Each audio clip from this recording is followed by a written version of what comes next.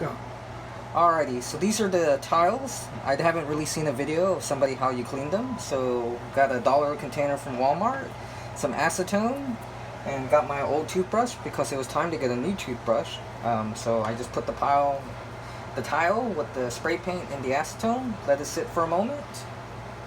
And generally you can get them pretty clean. And so I was like, well, it got pretty gunky after about 3 tiles. And so actually cleaning one of the tiles that I had posted previously that was kind of with these lines, when I last cleaned the tiles incorrectly, it actually cleaned it off and left it like this. So I actually kind of like that. I might just give it away to somebody instead of trying to really scrub that and come off. So as you can see here already, leaving it for a few moments, it basically makes the spray paint bubble just like that. And now all I have to do is just rub it lightly with the toothbrush, and all of this is going to come right off.